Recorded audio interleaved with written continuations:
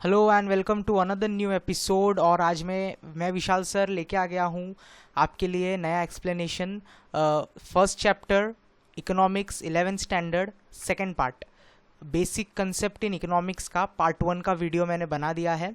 तो अगर आपने वो नहीं देखा है तो उस वीडियो का लिंक आपको इस वीडियो के नीचे डिस्क्रिप्शन में मिल जाएगा, तो प्लीज़ उसे चेकआउट कर लो। उसके बाद हम कंटिन्यू करते हैं सेकंड पार्ट। तो सेकंड पार्ट में हम दो और इकोनॉमिक्स के बारे में जानेंगे। सबसे पहले है professor Alfred marshals welfare oriented definition of economics. अब पहले हमने जो पढ़ा वो क्लासिकल इकोनॉमिक्स थे, लेकिन अल्फ्रेड मार्शल जो है वो नियो क्लासिकल इकोनॉमिक्स थे, मतलब वो थोड़े नए किस्म के इकोनॉमिक्स थे। अब इन्होंने एक किताब लिखी थी प्रिंसिपल्स ऑफ इकोनॉमिक साल 1890 में, और उसमें उन्होंने कहा था कि इकोनॉमिक जो है वो एक स्टडी है ह्यूमन बिहेवियर का, एक सोशल साइंस एक्शन है जिसमें इंसान जो है खुद के स्टैंडर्ड ऑफ लिविंग को बड़ा करने के लिए या खुद के नीड्स और वांट्स को सेटिस्फाई करने के लिए अलग अलग तरह के मटेरियल मार्केट से परचेस करता है। उसके पास जितना भी इनकम है या उसके पास जितना भी वेल्थ है उसको यूज़ करके वो अपने लाइफ को कैसे सुधार सकता है अलग अलग चीज़ें खरीद के, यही चीज़ वो एक्सप्लेन करता है। उसके की पॉइंट्स क्या क्या है? Study of an ordinary man. अगर आपको इकोनॉमिक्स जानना है तो ऑर्डिनरी मैन को आपको स्टडी करना पड़ेगा।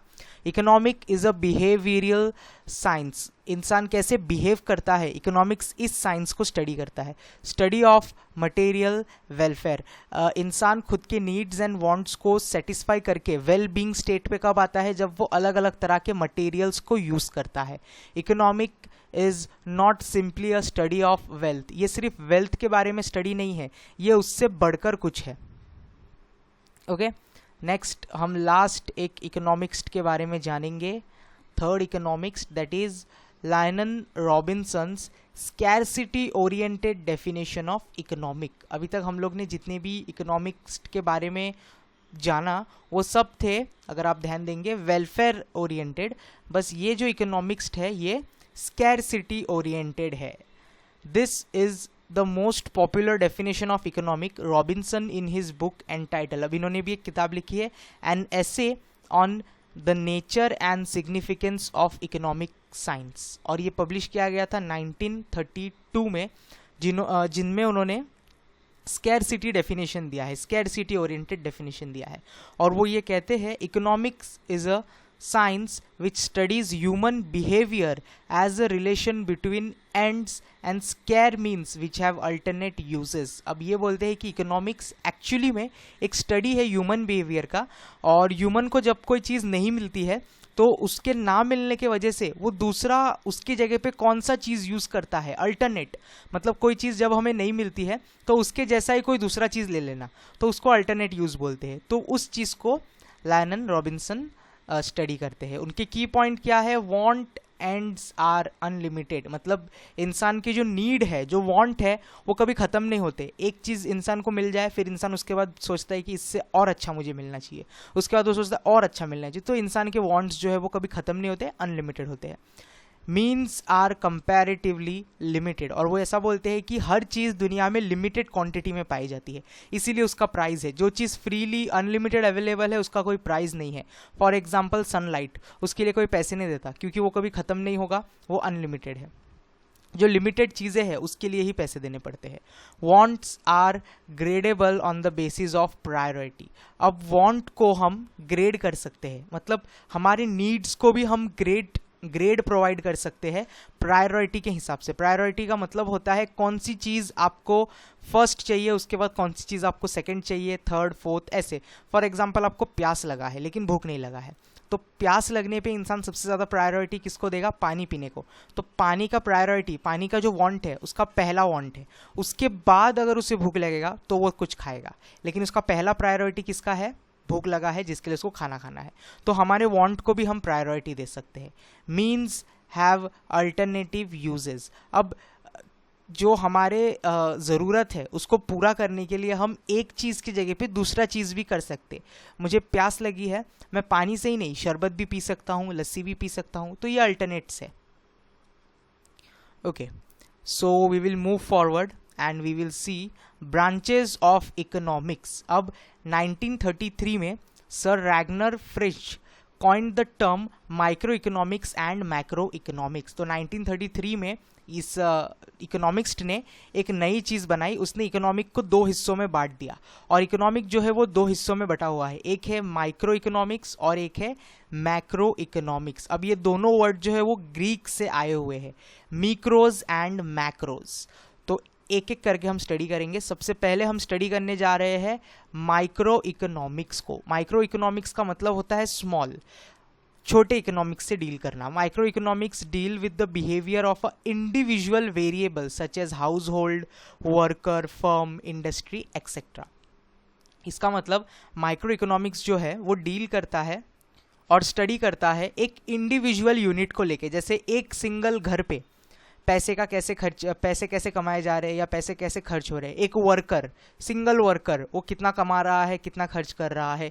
एक सिंगल कंपनी कैसे अपना बिजनेस रन कर रही है, एक इंडस्ट्री कैसे चल रहा है। तो ये जो छोटी छोटी चीज़ों का इकोनॉमिक्स हम देखते हैं एक एक, तो उसको हम माइक्रो इकोनॉमिक्स बोलते हैं। उसमें Kenneth Boulding's definition of micro economics, ये केनेथ बाउल्डिंग्स जो है ये भी एक इकोनॉमिक्स थे। उनके हिसाब से micro economics is the study of particular firm, particular house hold, individual prices, wages, income, individual industries, particular commodity. तो उनके हिसाब से माइक्रो इकोनॉमी एक स्टडी है जिसमें हम सिर्फ एक छोटी सी चीज़ को इंपॉर्टेंट देते हैं, एक घर को, एक कंपनी को, एक फैक्ट्री को, एक वर्कर को, कि वो कितने पैसे कमा रहा है और उस पैसे से वो क्या कर रहा है।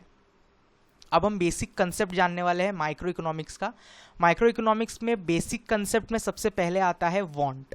वांट मतलब होते हैं नीड। एक इंसान के बहुत सारे नीड्स होते हैं जिसको सेटिस्फाई करने के लिए उसको पैसे की ज़रूरत पड़ती है, बिकॉज पैसा होगा तभी वो अपने वांट को, नीड को सेटिस्फाई करेगा। बिकॉज नीड को सेटिस्फाई करने के लिए हमें किसी तरीके का सर्विस या तो प्रोडक्ट लेना रहता है। अब वांट्स जो है वो एक फीलिंग होता है। अब बुक में ऐसा बताया गया है कि want denotes a feeling of lack of satisfaction. जब हम कोई चीज़ से सेटिस्फाइड नहीं होते हैं और हमें ज़्यादा सेटिस्फैक्शन चाहिए रहता है तभी नीड आता है, हमें उसी टाइम पे नीड अराइज होता है। फॉर एग्जांपल मैं आपको एक छोटा सा बहुत अच्छा एग्जांपल देता हूँ। अगर हम बोले बुक, तो इंसान को बुक का नीड और इम्पोर्टेंस तब तक नहीं मालूम होगा जब तक उसने अपना एजुकेशन कंप्लीट नहीं किया होगा। एक अनपढ़ इंसान के सामने अगर हम बुक रख दे तो उसके लिए उस चीज़ का कोई नीड ही नहीं है, कोई इम्पोर्टेंस ही नहीं है। लेकिन एक पढ़े लिखे इंसान के सामने अगर हम बुक रखते हैं तो उसको उस चीज़ का नीड एंड इम्पोर्टेंस मालूम है, क्योंकि मैं इसको पढ़ूंगा तो मुझे नॉलेज गेन होगा। तो इसी से अराइज होता है need. So human want have grown in number for two reason. अब दो रीज़न के वजह से ह्यूमन के जो नीड्स है, वांट से, वो ग्रो है। सबसे पहला जो रीज़न है इसमें बढ़ोतरी होने का वो ये है, desire for better living due to invention and innovation. इंसान हमेशा से अपने स्टैंडर्ड ऑफ लिविंग को बढ़ाना चाहता है। पहले वो एक माले के घर में रहता है, फिर वो सोचता है कि मेरे पास 2 माले का घर होता तो अच्छा होता, फिर वो सोचता है मेरे घर पे कबर्ड होता तो अच्छा होता, मेरे घर पे फ्रिज होता तो अच्छा होता। तो अलग अलग इन्वेंशंस और इनोवेशंस को यूज़ करने के लिए उसके डिज़ायर से उसको ऐसा लगता है कि मेरा स्टैंडर्ड ऑफ लिविंग बेटर हो जाएगा, उस वजह से वो नीड्स अपने अंदर पैदा करता है। दूसरा रीज़न किसी प्रोडक्ट का नीड ये होता है कि जब पॉपुलेशन बढ़ जाता है, लोगों की संख्या बढ़ जाती है, तो ऑटोमेटिकली चीज़ों के जो डिमांड है वो बढ़ जाते हैं। अब इस जो नीड है, हमारा जो वांट है, उसका भी कैरेक्टरिस्टिक है। So we are going to see characteristics of wants. सबसे पहला कैरेक्टरिस्टिक ये है, वांट्स आर अनलिमिटेड। कभी भी इंसानों के जो नीड होते हैं, जो वांट होते हैं, वो कभी ख़त्म नहीं होते। एक कोई चीज़ सेटिस्फाई होती है जैसे ही, वैसे ही हमारे अंदर दूसरा वांट आ जाता है। फॉर एग्जांपल हम मोबाइल खरीदते हैं तो ठीक है, हमारा मोबाइल का वांट सेटिस्फाइड हो गया, फिर हमें इंटरनेट का नीड आ जाता है, वी वांट इंटरनेट। इंटरनेट मिलने के बाद हमें ऐसा लगता है कि ओके ये डेटा मेरे लिए कम है, मुझे और डेटा, तो हम डेटा प्लान चूज़ करते हैं। तो जैसे ही मेरा एक नीड सेटिस्फाई होता है उसके साथ दूसरा नीड, दूसरा वांट आ जाता है। तो wants are always unlimited. Next, wants are recurring in nature. इंसान के वांट हमेशा रिकरिंग होते हैं और ओकेशनली वो बदलते रहते हैं। कभी कभी कोई चीज़ हमें बार बार चाहिए रहती है। फॉर एग्जांपल इंटरनेट, तो इंटरनेट का जो प्लान है हम मोबाइल में खरीदते हैं, 3 महीने यूज़ करते हैं, उसके बाद क्या हमारा नीड सेटिस्फाई हो जाता है? नो, उसे हम वापस से रिचार्ज करते हैं और 3 महीने के लिए। हम टीवी का कोई सब्सक्रिप्शन लेते हैं, कोई चैनल का, हमें चैनल पसंद आता है, नेक्स्ट टाइम वापस हम उस चैनल का सब्सक्रिप्शन लेते हैं। तो वांट और नीड जो है वो रिकरिंग है नेचर में, बार बार होते रहते हैं। नेक्स्ट इसमें बताया जा रहा है कि वांट डिफर विथ एज। अब हमारे जो वांट्स है वो एज के हिसाब से बदलते रहते हैं। जो छोटे बच्चे रहते हैं उनके नीड्स और उनके वांट्स अलग होते हैं, और जो बड़े इंसान रहते हैं उनके वांट्स और नीड्स अलग होते हैं। अगर किसी बच्चे को मैं बोलूँ कि बुक लाके दूँ या कोई पेन पेंसिल लाके दूँ तो उसके लिए वो ज़्यादा इंपॉर्टेंट नहीं होगा, लेकिन उस बच्चे को अगर मैं खिलौना ला कर दूँ तो उसके लिए वो ज़्यादा इंपॉर्टेंट होगा, क्योंकि उसका नीड और वांट है अभी खिलौना। वहीं पे अगर मैं बड़े इंसान को कोई खिलौना ला कर दूँ तो वो उस पर ज़्यादा इंपॉर्टेंस नहीं देगा, लेकिन अगर उसको मैं कोई गैजेट ला कर दे दूँ, कंप्यूटर, लैपटॉप, तो वो उसको ज़्यादा, उसका नीड उसको ज़्यादा महसूस होगा, उस चीज़ को वो ज़्यादा यूज़ करेगा। तो वांट्स जो है वो डिफरेंट होता है हर एज के लिए। Want differ with gender. Okay, main और वुमेन दोनों के नीड्स अलग होते हैं और दोनों के वांट्स अलग होते हैं। दोनों में कभी भी सेम वांट्स नहीं होते, दोनों के अलग अलग वांट होते हैं। Want differ due to preferences. अब वांट जो है वो प्रेफरेंस के हिसाब से भी बदलता है। कुछ लोग प्रेफर करते हैं कोई चीज़ करना और कुछ लोग कोई चीज़ करना नहीं प्रेफर करते, जिसके वजह से उनके वांट्स में डिफरेंस आता है। Next, want differ with season. जैसे ही सीजन चेंज होते रहता है इंसानों के वांट्स भी जो है वो चेंज होने लगता है। अब ऊपर एक पिक्चर दिया है, जब हम समर सीजन में होते हैं तो समर सीजन में हमें नॉर्मल से कपड़े चाहिए रहते हैं, कॉटन क्लोथ का रिक्वायरमेंट रहता है। जैसे ही रेनी सीजन आ जाता है तो सबसे ज़्यादा रिक्वायरमेंट हमारा बढ़ जाता है, वांट बढ़ जाता है छतरी और रेनकोट के लिए। तो रेनकोट एंड अम्ब्रेला का जो डिमांड है वो ज़्यादा बढ़ जाता है।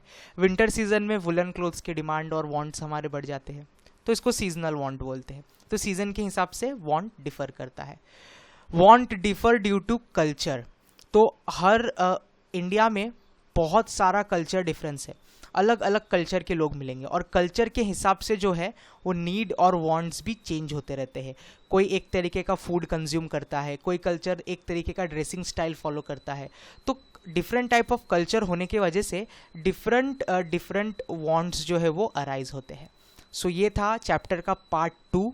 इसके बाद आने वाला है पार्ट 3। तो अगर आपने पार्ट 1 नहीं देखा है तो प्लीज़ उस वीडियो को कंप्लीट करो, डिस्क्रिप्शन में नीचे दे दूंगा। वीडियो पसंद आया तो लाइक करो, अपने सारे 11th स्टैंडर्ड के दोस्तों के साथ शेयर करो, फ्री में आपको सीखने मिल रहा है। एंड आई होप सो कि मेरा लेक्चर इंटरेस्टिंग होता है। अगर कुछ इसमें चेंजेस चाहिए तो आप कमेंट करके बता सकते हो। प्लीज़ चैनल को सब्सक्राइब करो, क्योंकि जितना ज़्यादा सब्सक्रिप्शन होता है मुझे उतना अच्छा मोटिवेशन मिलता है वीडियो बनाने का। That's it for today, will meet in next episode. Thank you.